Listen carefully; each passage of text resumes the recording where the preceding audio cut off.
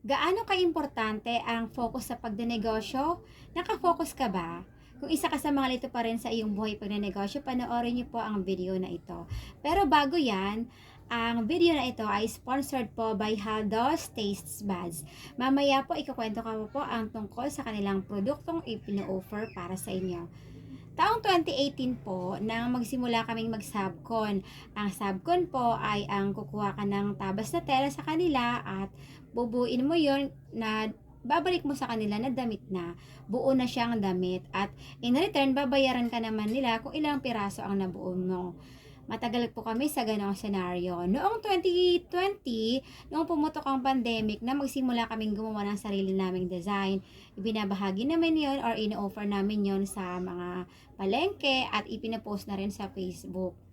Kahit na may sarili na kaming gumawa ng design, ay patuloy pa rin kami sa pagsasubcon. Kami kasi kaming binabayaran ng mga bills, sa monthly bills, weekly bills na ikinababahala namin na kapag wala kaming trabaho or hindi kami nagtrabaho para sa subcon, ay wala kaming maipambabayad. Marami kaming mga design, marami na kami nagagawang mga damit pero hindi namin sila maibenta.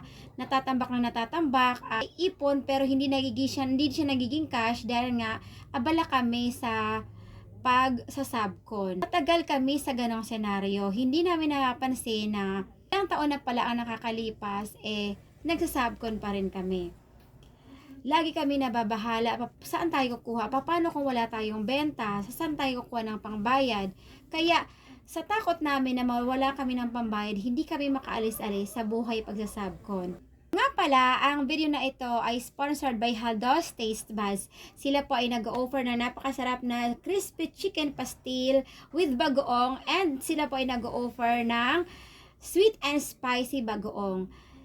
Nag-offer din po sila ng resellers sa mga gusto pong maging resellers sa kanilang produkto, ay i-contact lamang po sila sa kanilang page sa Haldos Taste Buds.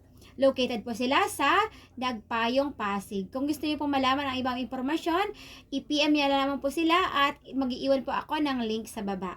Enero 2024 nang magsimula kami at magdesisyon kami na wag nang kumuha ng tabas tahi sa pinaglilingkuran naming amo. Mabait man sila pero sadyang nagdesisyon na kami na wag nang kumuha.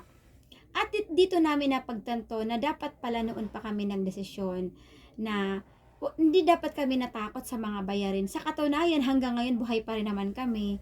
Nakakain pa rin kami at nakakabayad ng bills na matagal namin ikinatakot. Minsan kasi nabubuhay tayo sa takot, kaya hindi agad-agad tayo nagdedesisyon. Napaka-importante ang pagdedesisyon dito po sa buhay natin. Naniniwala kasi ako na ang negosyo ang tuluyang makakaalis sa atin sa bula ng kahirapan.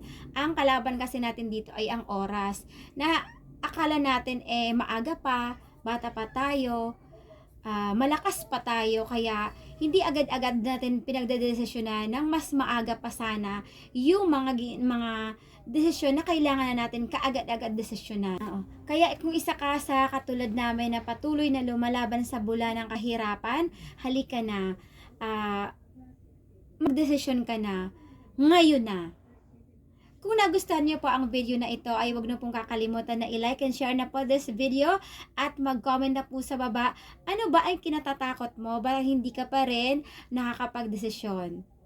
Bago pa tama sa video na ito, ay nagpapasalamat po ako sa Haldos Taste Buds sa pag-sponsor po ng video na ito. Mula po dito sa bayan ng Angono, ang tahanan ng Gigantes Festival. Ako po si Joey Lynn, malit man sa iyong paningin. Sa produkto ko, ikaw ay mapapabili rin. Bye for now!